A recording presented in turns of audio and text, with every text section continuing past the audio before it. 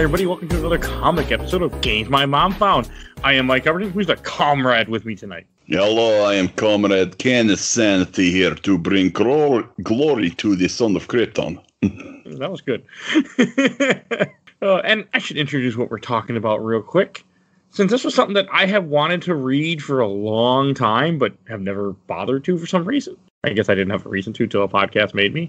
But we're going to be talking about 2003's miniseries, Superman, the Red Sun. Man, this was something. By Mark Miller, I think? Yeah, written by Mark Miller from an idea he got as a 6-year-old, I guess. Yeah, which is, cool. When I was 6 years old, I was playing with action figures. This guy's thinking of comic book ideas. So yeah, that works. That works good. So way to make me feel. So those that don't know, it's an Elseworld story, which is stories that aren't in the canon of the regular DC universe. So just different things that happen. Like this is or essentially what Marvel did is What Ifs, except Elseworld sound cooler than What If. Does it though? I think it does. Actually, I had only found out, I knew this existed before. There's an animated movie that came out in 2020 also, but I've not seen. But I actually had heard about this from a podcast I listened to every week, and they bring this up every so often. And so it always had my interest to finally go and read it. Yeah, see, I've never read this before today. Before reading it for this podcast. And the reason for that is I honestly just do not care for Superman. Me either. He's kind of boring. And I know a lot of people are like, oh, if you think Superman's boring, you don't get it. I guess I just don't get it. He doesn't do anything for me. As far as DC goes, I'm a Batman guy. I like my Batman.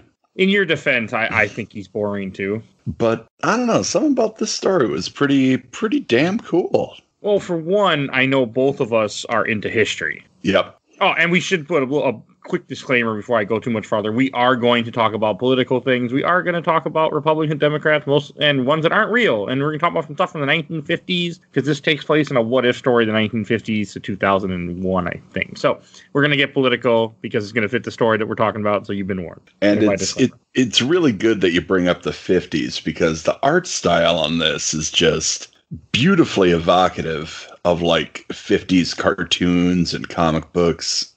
It's really good. I like how it starts off too. You have people, Lois answer the phone and goes, Lois Lane, I mean Lois Luthor. I'm like, what the? I like that. That was cool. And then you have Jimmy Olsen, but he's not a reporter. He works for the government or CIA or something. I don't remember.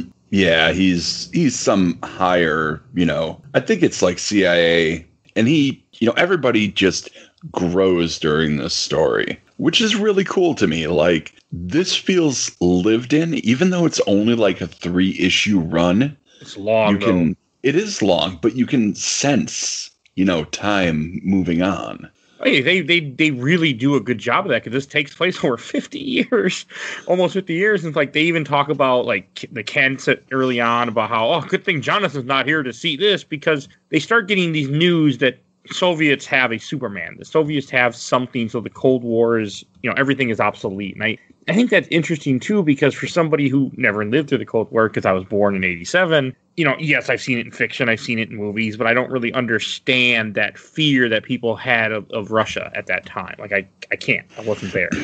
And see, what's really interesting to me is that this reminds me a lot of Watchmen, like how Dr. Manhattan was our walking nuclear deterrent for America, and everybody kind of backed down. Well, you got the same thing, but from Russia's point of view here with Superman. That's a very good point. I did not think about. Okay. Yeah, it's really cool the way that they did it. And I'm really kind of angry because this works so well. I found it very entertaining. And I really do think that before we get too much further into the actual book, we should talk a little bit about Mark Miller, because this dude... I don't know much about him. Oh my God. Okay, so he's created a lot of comic books that have been turned into movies. Little things like Kick-Ass. Oh, that was Mark Millar? Yep. Wanted. Okay. Kingsman, The Secret Service. I did a lot of work on Marvel's Civil War. Okay, that's right. I know the name pretty well. I just didn't realize everything you did. Old Man Logan. Yeah, like he's done a lot of big comic books, and a lot of them have been turned into movies. So it is fitting that this was recently made into an animated film. Supposed to be a good one too, I'm assuming, but I haven't seen it yet. I honestly have no complaints about the DC animated movies. Like the Marvel ones, not great, but DC, Oh, they're terrible. DC's usually pretty top shelf. Oh yeah, I mean, I second that. But also, like with this comic, I think it's interesting how they show. It's Eisenhower, right? Is the president they're showing at first? Ike? Yep. Okay, I forget about him. But they show Eisenhower, they show Superman, but instead of having the S on his chest, he has the Soviet symbol on his chest, the sickle, or the Soviet Union, the sickle and the hammer. I like that. Yeah. And it's great because like they have some wonderful shots at the beginning of the book of like newsreel type footage. And it is very much just like American propaganda, but with like just a little switch to make it into Soviet propaganda. And it's just like, oh, that's so much fun. Like, and when they first introduced Lex Luthor, they have him as even a more intelligent person than you would have in the regular world, where he's playing chess, reading a book, and listening to something that he just invented all at the same time. Like, I think it's interesting how they do that. Yeah, like, I don't know, it's weird. Lex Luthor reminds me of, like, this is going to be weird, but Dr. Quest from Johnny Quest. Okay, I was not expecting that. Yeah, because like he's clearly got the whole, oh, I'm so smart and I know everything, and everything else, like personal life, kind of incidental to the goals that he is working towards. I like that. I like it when you have a character that is so intelligent yet doesn't understand the simple things. Like he doesn't understand why his wife gets annoyed with him because he's playing chess and talking to her in between chess moves. Yeah, and it's interesting, too, with Luthor, because you have the world's smartest man versus an actual superhero. Yet another Watchmen thing, because you had Watchmen basically boiled down to Ozymandias versus Dr. Manhattan. And Ozymandias was the world's smartest man versus the actual superhero. Like, it's really interesting that this is just kind of together. That's good. Yeah, it's kind of like a weird country flip of Watchmen. And like, I don't know how much of that was thought about, or if I'm just picking up on things just because I read Watchmen recently. But it sounds accurate. Yeah, sounding accurate is 90% of the battle right there. It makes sense. Whether or not it was meant to be, you are drawing something that is you. It makes sense what you're saying. Like I can see where you're connecting these lines. Whether these lines didn't exist, inspiration wise, it's hard to say because Watchmen was such a big comic, and I'm sure a young Mark Millar read Watchmen. Oh yeah, and he also worked with a lot of people he worked with Dave Gibbons, who was the artist for Watchmen on a different book. So it's safe to say. I do like when they show some of the early stuff where Superman's like saving it, stopping a train to save somebody in Russia. And I like how Lex Luthor's first plan is to shoot down a Russian satellite, and have it hit in America to get Superman to stop it. Oh yeah. And I don't understand it. Well, like my whole thing is like this is just like testing what Superman can do. And he was willing to sacrifice, so many lives just to see if Superman could pull that off. Well, Lex isn't exactly good. Oh, no. Oh, no. I mean, he's not a good person in this book at all. He's never a good person, but... No, but I mean, this one, he is just so focused on destroying the thing that he doesn't understand, so to speak. Just it's an alien power. I don't get it. I don't like it. I must destroy it. So you got kind of a xenophobic bend there, too. You also, one thing I do want to mention, that most of this book is narrated by Superman. Yeah, which is That's cool. Interesting. And it's always in red and yellow text boxes. It's like I know some of the Superman books have relied on Superman narration before, but something about this, I don't know, it's just the way they did it was really cool. Because Superman has such a different... It's the idea that since he landed in Russia in the 1930s, and didn't land in America, and he grows up on a farm, just like he would have in America, except with the Soviet Union, they have a different mindset.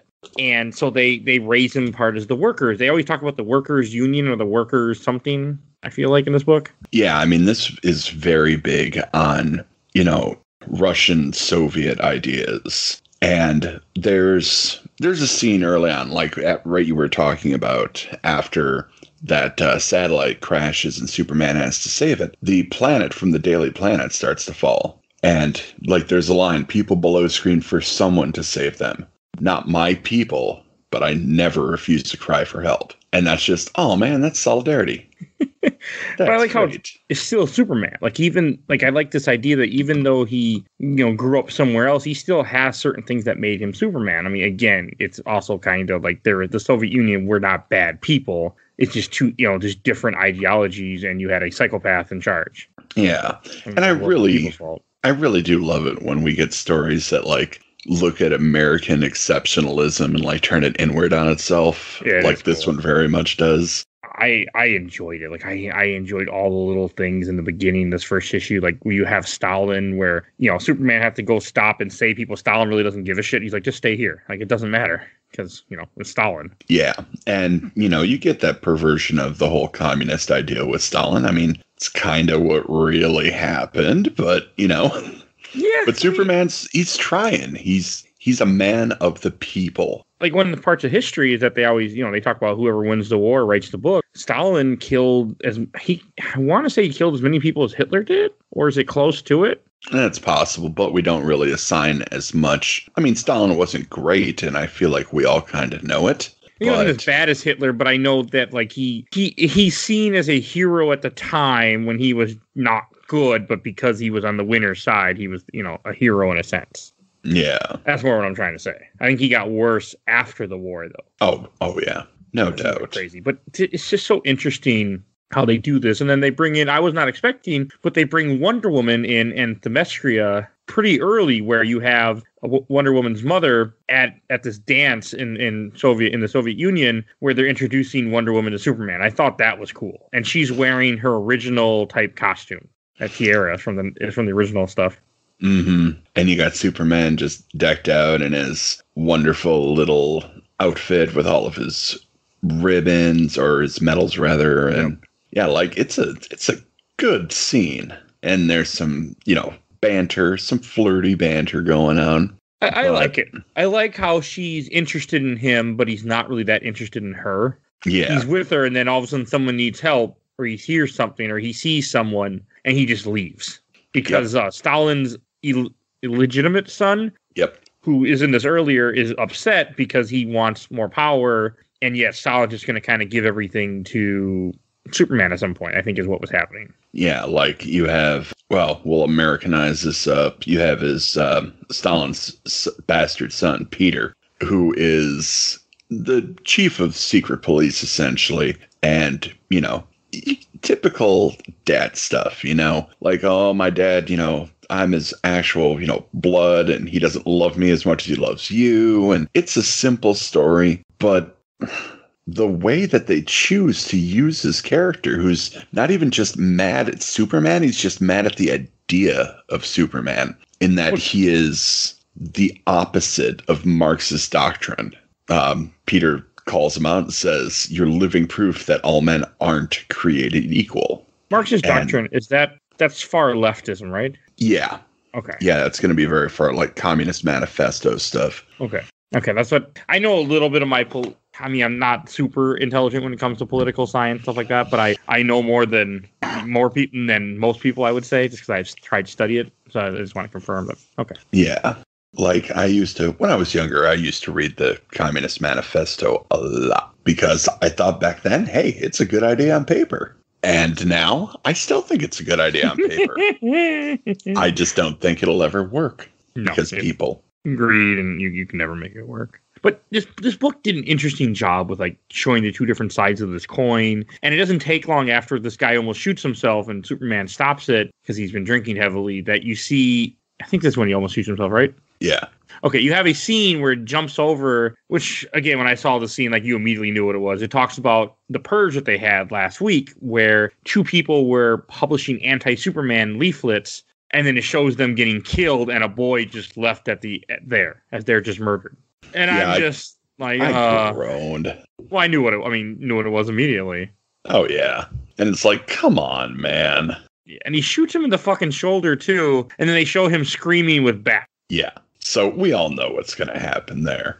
You're going to have Comrade Batman. Oh, I wasn't expecting it at first, because at first I didn't really, spoil this comic to myself. I didn't know this comic took place over 50 years. So I'm like, okay, they're setting the roots for Batman, but there's no way Batman's going to be in here, because I wasn't expecting to go that far.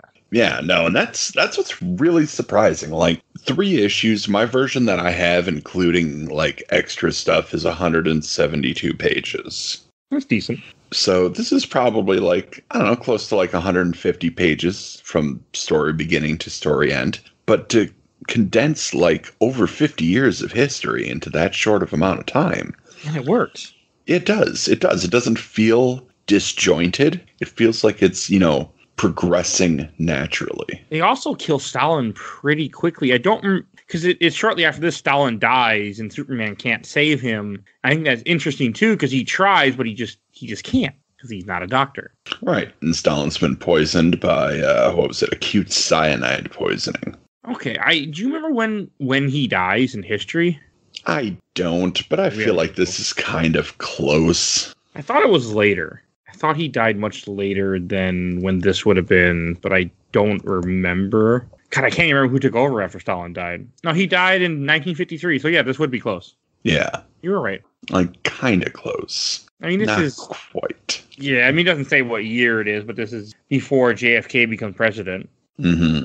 And then it jumps back to America with Lex Luthor, where after the satellite thing, he's using some of the DNA to create his own Superman, and you essentially get Bizarro, but he has the U.S. symbol on his chest. I like that. Which was pretty funny, because like the U.S. symbol just reminded me of like U.S. Agent from the Marvel comics. Oh, yeah, it's very 1950s propaganda type U.S. It's not like a real symbol you would have seen anywhere. Oh, yeah. No, this is like, newsreel for purchasing U.S. bonds type of symbol. Like, This is very much U.S. And I think it's interesting when you have Bizarro, because he doesn't look exactly like Bizarro. They never call him Bizarro. But he's Superman, too. It's Bizarro. And then when he fights Superman for the first time, he gets his ass just handed to him. Mm-hmm. And just wrecked. Yeah, it's interesting where you see them like launch a nuke, too, to help like distract him or something. I thought that was interesting too. Like, and that's where Superman has it. Okay, the Bizarro ends up freezing Superman to go after the nuke or something and kills himself. Okay. Yeah. So it's kind of like, all right, like even though he's still, not quite Superman, he still has like that kind of, Boy Scout, because he's still made from the DNA. Bizarro in the regular comics, but I thought that was interesting where he kills himself. And then, because this is what Lex Luthor are working on, and they lose their to help be equalized in the Soviet Union. Mm. I thought that was interesting. Yeah, there's a lot of interesting things in this. Like they made some choices. Well, they go back and forth with how showing that, Stalin's funeral and things, and how he talks about some redheaded girl he knew from when he was a kid at the farm, and it jumps back and forth. There's a really weird scene in this first issue that I didn't really understand what was happening, where Lois is talking to her husband Lex Luthor, and he says he's done with what he's doing, and he kills the workers he's with for some reason. I didn't get that. I'm pretty sure that's just a temper tantrum. Oh, that's all it was? I'm pretty sure. Like, he's like, yep, nope, I'm just now wholly focusing on Superman now. Okay. It doesn't matter. And the hilarious thing about it is because Superman beat him at chess. Oh, that's what it was about. Oh, because of the... Okay. Yeah, Superman 2 beat Lex Luthor at chess. Okay, I see what you mean. And he called it a failed experiment because of that. Yeah. So, like, he's furious. And he kills all of his workers because of a chess game. Like, this is not a stable man at all. And Lex Luthor never has been. Ever. Okay, here's another interesting thing I didn't catch is where Superman sees people waiting in line for food and people are hungry because there's not enough food. And that's why he ends up, because someone says, it's okay, Superman, it's not your fault. It's just the way the system works. You can't take care of everyone's problem. And that's what makes him decide, because he didn't want to take over the Soviet Union. He didn't want to be in charge. And that's what comes because he wants to rescue the people. So he takes over. Yeah. Okay. I couldn't remember what it was exactly. Yeah, it's really funny. He just has that wonderful moment and like the sun shining behind him, and I laughed when I saw that because I was like, oh man, this is so corny. It's perfect. But it works. Oh yeah. And like it's basically just American Superman just in Russia. Like that's really all it is. Okay, maybe I do have another question. In when issue 2 starts, you have, I think it's Lex Luthor or somebody looking at how they stole Stalingrad and put it inside a they did what they did the city of Kandor, for those that know Superman, where it's inside a bottle. Mm-hmm. And I didn't know who did. Was it Lex that did that? It was Brainiac. Okay, because you have Brainiac right here where he shows him fighting Brainiac and destroying Brainiac, I guess, and yeah, kinda. Yeah, I know. But like Lex was trying to get Brainiac to do this stuff, and he stole the wrong city, supposedly. Okay. Well, I mean, again, it shows Lex Luthor being a villain. Yeah, except he's not doing so under the, auspices of being a villain. He's doing what he thinks is right. And, God. Oh, and then and this is also so many years later, but they don't ever say how many years later it is, but you can see by some of the images, and it says like Kennedy grants Georgia independence, so you see a Kennedy's president now, so you're jumping into the future, but they never tell you what year it's supposed to be. I thought that was kind of cool too. Yeah, I follow the progression of the timeline by Lex's hair. Okay. Honestly, because like at the opening of issue 2, you can see his hair has receded quite a bit. That's a good point. I didn't catch from where that. we left him. I do like when they go to Superman's museum in Moscow and the villains on the side are stuff that the American CIA has funded over the construction of his rogues gallery built by Lex Luthor. I thought that was cool. Oh, yes. It's like Parasite and Metallo and stuff, and it's just funny. Yeah, that was amusing. It's nice to think of all these as just Lex Luthor designed ways to try to stop Superman, and all of them have failed. And in the Superman museum, you see a stuffed Crypto also. Yeah, that was fun. And I like, this is also the first time you see one of the Superman robot type things where a guy has a little like thing on his head, which doesn't mean anything, where he's just telling the guy, hey, you've been here too long. But this is where you start seeing how people are being reprogrammed by Superman. Yeah, because Superman is going to make his ideal communism work. And that's what I was talking about. And I was saying it's just never going to work because of people. Well, Superman, he's reprogramming people to toe the party line, essentially. And this is also when you first get introduced to Batman, too, who now is an adult. I think that was interesting, too. Speaking of Batman, that dinosaur in the museum was really kind of throwing off some major Batcave vibes for me. Oh, yeah. I mean, it does. It's just like when we read The Killing Joke, you just have a bunch of different trophies. Mm-hmm. Same idea. And like when Batman's at the bar, and again, that's when they first talk about how some people are, being, their mind is being warped, like you said, to follow things out. And I like how Batman's a terrorist and this like straight up terrorist. He's blowing up buildings and statues to get their attention. Mm-hmm. And it's working. And he doesn't work alone either. He works with like a different people. And he looks like Batman, but he's wearing like the Russian style hat, I guess, with a. Oh God, I love those hats. I mean, that's a Russian thing, right? Or that's where it's from. Yeah, I think I want to say it's called an Urshanka hat. Okay.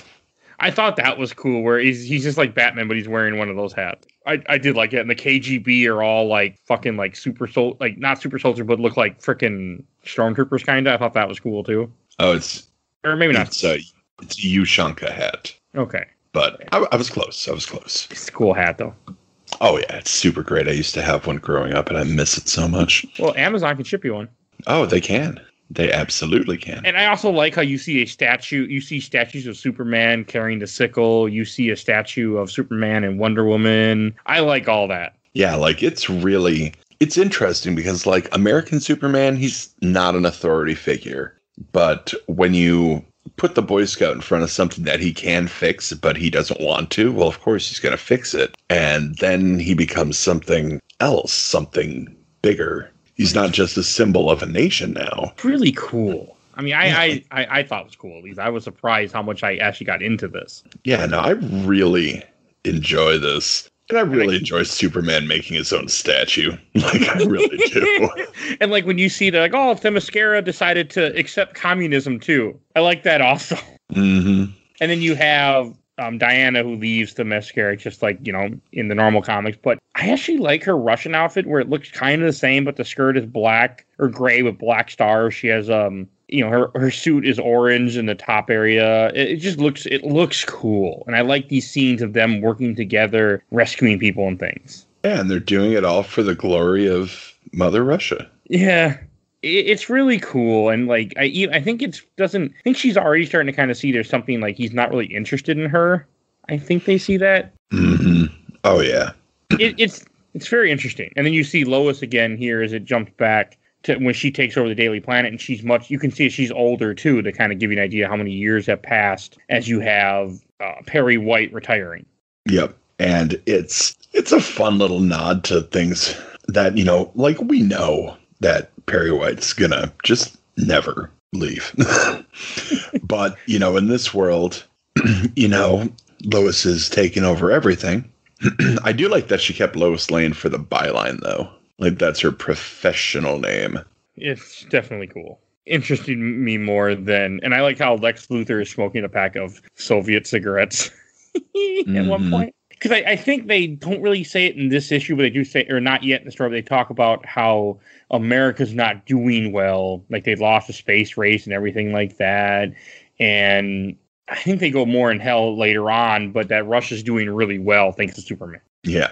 And the interesting thing is that they're talking about this is where JFK starts coming in.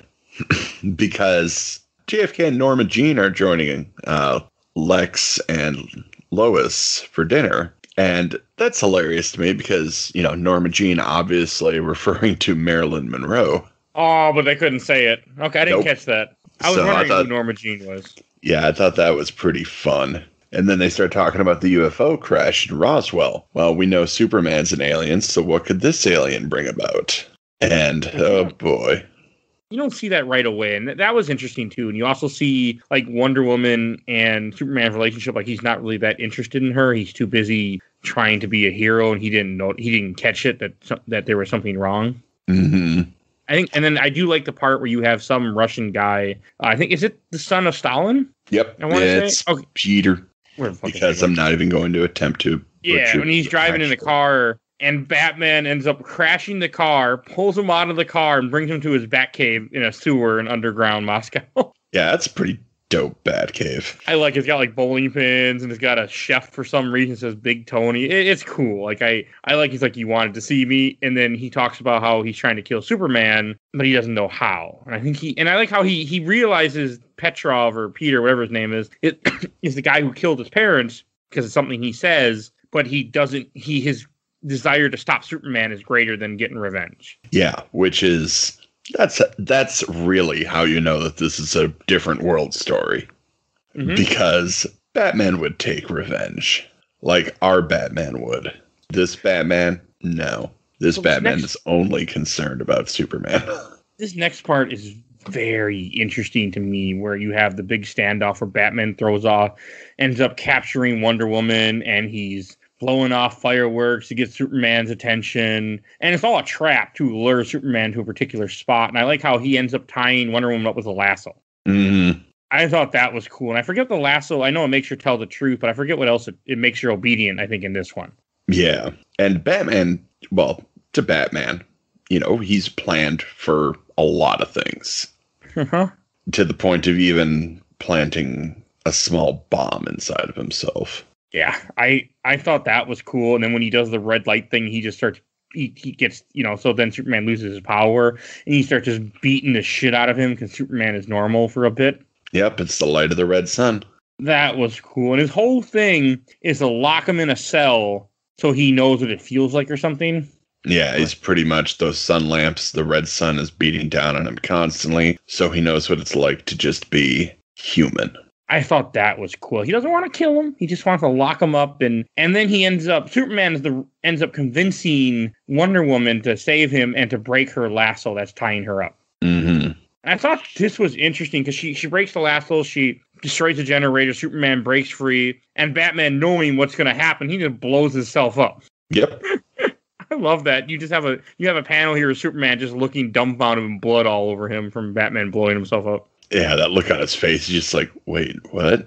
And he also did tell Superman like who betrayed him. Like he tells him it was Piotr. He just gives up the guy, and then you have Wonder Woman has age because I guess when she breaks the lasso, it makes her age for some reason. I didn't really get that, but yeah, that was interesting. So I'm pretty sure that was just like akin to cutting Samson's hair from the Bible, like destroying her symbol of power. That's a good. I didn't think of it that way, but that's a good way to put it. Yeah, and this book is so political. Mm-hmm. Like, I didn't expect as much political machinations to be going on behind the scenes, and man, old JFK does not look good. I think it's interesting that, like, in this world, JFK didn't get shot. Yeah. I thought that was cool. Because, again, I have said many times, I always wonder, you know, I do believe that life would have been a lot different if JFK wouldn't have been assassinated. I think you also would have seen more Kennedys in office than I think we'd ever needed to see, because you would have had a whole different type of world. You wouldn't have had Nixon then, for sure. Oh, yeah, it would have been a wouldn't have had Johnson. Like, it would have been interesting, you know, and it's one of those things that people don't really think. I mean, some people probably do, but it's a huge crossroad for America is that one day where he's killed. And I still believe that he was killed by the mafia. I will believe that forever, probably. I wouldn't be surprised. But then again, I don't know enough about it to... I'll do a very short tangent on it. I watched a lot of documentaries about the stuff from different people, and there's a lot of stuff that they do. There's people who they interviewed who have said, yeah, I brought a gun, a sniper rifle down here to the mafia for this and that, and I didn't ask him what it was for, but it was the same type of gun that killed JFK. There's a lot of stuff like that, and also I think this is kind of in the history books at this point.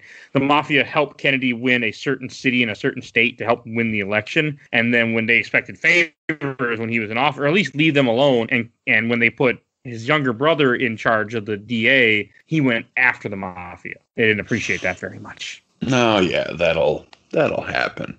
So, okay, enough of that. Back to the comic. And I like how he's taking Lex Luthor's taking Kennedy down to the secret lab where you see a crash ship and you see the Green Lantern symbol. Yep, so that's what actually happened at Roswell, kids. It was a Green Lantern Corps ship.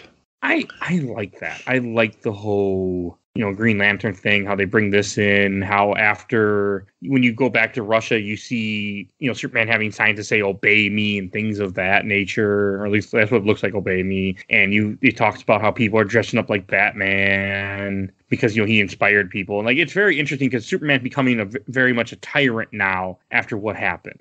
Oh, yeah. And Peter's been brain-jacked. Uh-huh. He's been conditioned now, so... It's all very cool, and how it shows like Superman built his fortress somewhere else to get away from Russia or Soviet Union. I thought it was very well done. And this is just the second issue. Yeah, like that's basically the end. Is that he's making his Fortress of Solitude type place. And I like how the first, yeah, pretty much the first page, or no, the cover of the third issue says he's watching you. Oh yeah, like that is just straight up propaganda right there, and I am here for it. Well, I mean, propaganda is a useful thing. I mean, look at our current world. They use propaganda, and I do like how in the third issue starts off. It doesn't say what year it was. It gives you a little bit of like ideas where it says where Superman talks about his 63rd birthday. It talks about Brainiac and how he's taken over the whole world by choice, by them letting him, but America is the one place that he hasn't taken over yet. And this is where Superman is older, America, and I like how there's one scene where you see him in his somewhere landing. You see what Brainiac's become from earlier after he shrunk the city, and all these people in Batman suits have been brain conditioned are cleaning. I didn't catch that before. That's funny. And then you have a little scene like he reconditioned Brainiac, and he thinks Brainiac is working for him now. Oh, I mean, he pretty much is. Like, this is how, you know, Brainiac survives. He, you know, works for the dominant power. Okay, I don't know a lot about Brainiac in general. I mean, it's pretty much like Brainiac will do what Brainiac has to do to survive. Oh, and did you catch it that one of the pictures he shows is somebody lifting up a green car? There are a couple of people lifting up a green car. It's a reference to the first issue. Yep. Yeah, I did see that. That was pretty funny. And the interesting thing is that it's a riot, too. Uh-huh. Like, America's still a war zone. They refuse to take aid? Where have I heard that before? Yeah. And I like how you have Superman playing chess with somebody instead of Lex Luthor, you see, and Superman just looks so much older and grislier. And then you see Lex, who's finally bald now, and he just won the election and ran for president. Mm-hmm. I thought that was cool, and he's like building things, and it kind of does a few pages off and on where it shows that after Lex became in power and became president, he fixed the economy, he fixed the country in like 6 months or so, like really fast, where America was doing terrible before. Yeah, he like the way he's doing this, it's like a totalitarian dictatorship. Like Lex has absolute control over every dollar bill, and he's making life better, ostensibly for the people, but it even says he's not doing it for the people. He's doing it to stop Superman. Yeah. Because he's so obsessed with it. Lex is he's playing the long game. And I thought it was interesting, too, when they talk about, because this is when you first you saw the Green Lantern thing in the last issue. They go to some secret area that's hidden from Superman, like a portal. And you see a Green Lantern, essentially, and you meet Hal Jordan, and they talk about how Hal Jordan was in a war and captured by the enemy, and his plane crashed in Malaysia. And I don't know, but I kind of took it, again, I don't think this is probably what they meant, but to me, I took it as reference to John McCain, who crashed in a fountain in Vietnam. Oh. I don't know, that's what came to my mind. That's just because I know he was captured. I mean, it didn't say it in here, but I was expecting him to say something. Oh, and he could have went free, but he wanted to stay behind with the other men. Mm-hmm. Which is what McCain did back in Vietnam. I mean, I'm not a McCain fan. I'm going to get that out there, but I do respect that part. I respect McCain because he said things when things weren't right. Like, he wasn't quiet about it. He was this is wrong. I respect parts. So I just want to put that out there since I brought it up. But I thought that was cool how they do that. And it talks about how he built a prison in his mind or something to execute these people. I think he did. I mean, it's all interesting, but it's all talking about how he has willpower and how it was kind of cool. And then you see back and forth with Themyscira where Wonder Woman, has rejected Superman and she's all old, and Lois had went there and Lois is much, much older now, just to go and recruit her to fight against Superman. Mm-hmm. And I was really confused at this next part at first because I didn't catch that sitting in a bottle of Stalingrad earlier when they talked about it. So all of a sudden it says Stalingrad and you see some giant insect killing people. And it isn't until it pulls away that you realize Superman was looking inside a bottle, the city that was shrunk in the beginning of issue 2, and a little like parasite, or a bug got inside the city. Oh, yeah. That was cool. It's really interesting.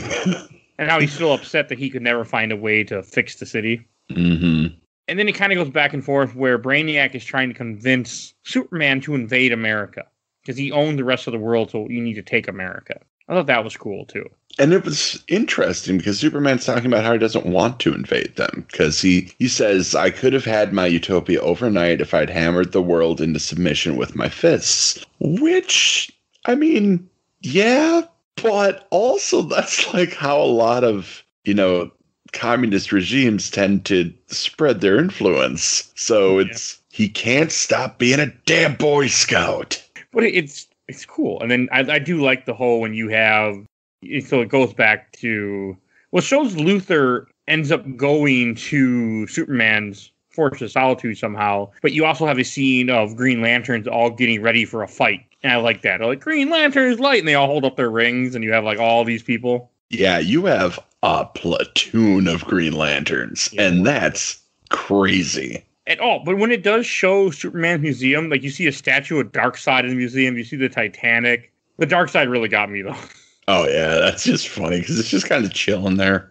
You just killed him. Yeah. I like that. He's like, I killed him, because that's what he should have done. I do like that you can see Crypto, too, in the background. They're never shy about hiding that. No, this part threw me off, where Lex Luthor's about to start arguing with Superman, and Brainiac grabs him and, pulls him into the ship, and he says, you were about to do a debate with a superhuman intelligence, and you would have lasted 9 minutes, you would have committed suicide. He would have talked to suicide in 14 minutes. And I like how I think what it really was, Brainiac had a plan in place, and this would have interfered with his plan. Oh, of course. Which you don't find out till a few more pages. Right, but you do eventually find it out. I thought that was cool. At the same time that's happening, the Green Lanterns are attacking Superman, and the scene where he just rips apart the Green Lanterns. Oh, man. That was cool. And they try to hold him in a safe. Like they all their willpower, they make a safe. And they're like, don't think about anything. I like that. Yeah, like it's really interesting. They're just trying to layer upon layer upon layer, just like keep him completely contained in an infinite number of boxes. And I also like the one line, if you freak out now, they'll be sipping vodkas in the Pentagon by sundown, soldier.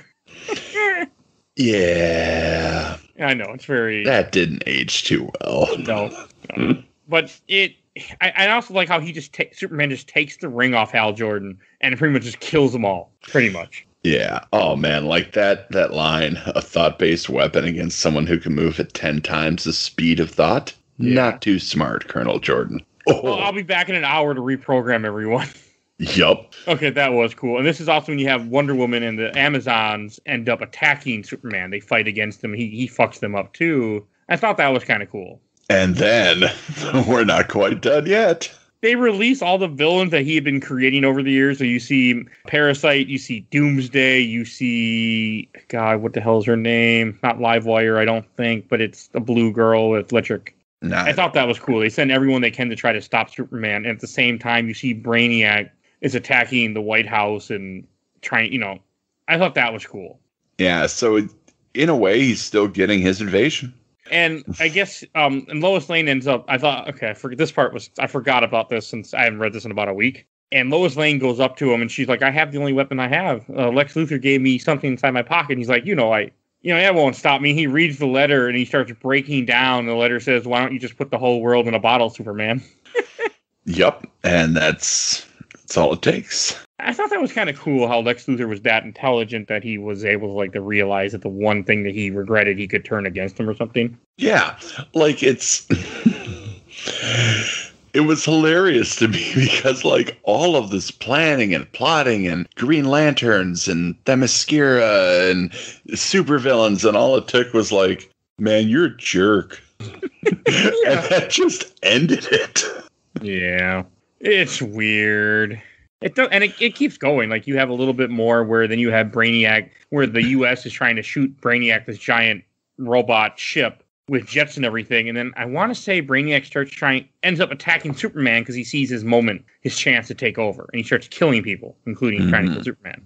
I thought that was cool. Then I think Lex Luthor stops him because he's inside Brainiac. Yep. But the really, really cool thing, I just want to step back a little bit, is that Superman tries to appeal to Brainiac by saying, hey, we weren't born here. We don't have any right to interfere with their lives. And that is just an interesting concept to me. Because he's been interfering the whole time? Yeah. And this whole thing kind of makes him realize, I'm just another alien bullying a less developed species and it's morally unjustifiable. And that's just damn. But it made me appreciate this book. Yeah, this, as much as I don't care for Superman, which I don't, we've already established that. Yes, we have. I do really like the idea that, at some point, Superman realizes, what, I'm just as bad as the worst of them. I think that's a really cool idea, that it finally hits him. Yeah. And Brainiac's just nah, come too far now. I am not letting you ruin this for me. I like all that, too. I thought that was really good. And I didn't really understand how he beat Brainiac. I think Lex Luthor slowed Brainiac down enough so Superman could come up and rip him out or something. Yeah, pretty much Lex did the whole Ant-Man inside Iron Man in Civil War. Okay. Just messing up everything on the inside. I can't read Civil War, by the way. That's the other thing. And I do like how after they stop Brainiac, he has a freaking bomb inside there that's enough to destroy the Earth. So Superman takes it and flies away. And that's the end of Superman in this book. Mm-hmm. Yeah, and I thought this was interesting. So you have that. You have Lex Luthor looking at a chessboard and all sad because he's no one to play chess with anymore. And then it shows, America celebrating, Russia celebrating. They're taking down all the statues and, the world's united and is run by intelligent sources. And it's still being, Luthor's still president. It's still being narrated by Superman, which I didn't think about at first. Yeah, it just kind of seemed like a thing. Okay, this is how they're doing it. And then it was okay, wait, yeah. And all right. And it shows Lex Luthor die, and Lois looks at somebody, and it's Superman, but he's Clark Kent, wearing the glasses and wearing the suit. And she's like, I had the strangest sense of deja vu. And then he just walks away. And then it keeps narrating, saying that the world had gotten better. The world had, Lex Luthor kept going on, new Luthors and new Luthors and new Luthors. And then it does something really weird. Yeah. Yeah, let's talk about this ending, because it almost lost me there. But the more I thought about it, the more I was like, all right. It's strange. Yeah. So the ending of... I'll let you say it. I've been talking. No, you go for it. Okay, so the ending ends up showing, like, you see Jor-El, this Lex the Luthor, great-great-great-grandson or something, and so you have Jor-El, and he's kissing a baby, and he's talking to whatever the hell her name is, and they're putting this baby in the shuttle. I'm like, what the fuck? And then you find out that this is Earth that they're on. This isn't Krypton, but Earth is now being destroyed because people weren't listening, and they destroyed the planet.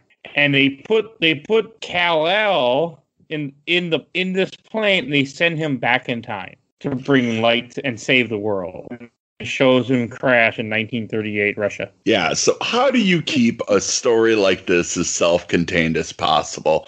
It's simple. You turn it into a recursive loop, just doomed to repeat itself over and over and over. My question was, what happened first? Did the Luthors just live long enough and they didn't need Superman? He still became what he became because of war and other things, and then eventually this happened, and then they sent him back in time? Yeah, I mean, pretty much. Like, the whole idea is that Luthor's family just, kept on getting smarter and better, and like, there's been so much evolution in mankind, but oh no, the sun's starting to go supernova. We got a problem. And oh, they're not listening. Let's send our son back. He'll help. Oh no. So it's cool. Like, it made me laugh, because it was just like, okay, that's how you know that this is like non-canon Elseworld story, is that you have put it in a timeline where they literally cannot interact with anything else just based on its story. Which is like, what it deserved, though. Yeah. Like, it's impossible for it to not be its own thing. And it was fun. I liked that it was his own thing. I also, this amused me. I was like, kind of like, okay. Again, I still like the fact that, this what if he landed in the Soviet Union versus America. I like Soviet Batman. Like, Soviet Batman's a dick. Yeah, he really is. And he doesn't have the money. Like, that's great. He doesn't have the money, but he's still like conniving. Still a terrorist, essentially. and that kind of makes you think more about, like, nowadays Batman being a terrorist. But the only thing that makes it different is he's got money now, like in the real timeline. And it's just like, man, come on, dude. It's cool. And now I can always say I've read a book with Comrade Batman. Yeah, that's just great. And I want that hat, like, straight up. I can look it up on Amazon for you and send a link if you need. Oh, no. I want that hat. I want the bat symbol.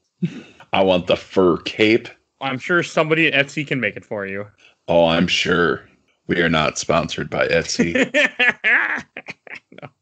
Unfortunately, we're not sponsored by anybody. But hey. All right. Yet. Any last thing to say about the comic before we go to Show for Box? Oh, I think we pretty much covered everything that I had. Same. With the exception that it was pretty interesting in some of the shots, like, due to his uniform, he did kind of look a lot like Homelander from The Boys in some of the shots. Would The Boys have been out at this time? I mean, I don't know. This is 2000. What did I say? 3?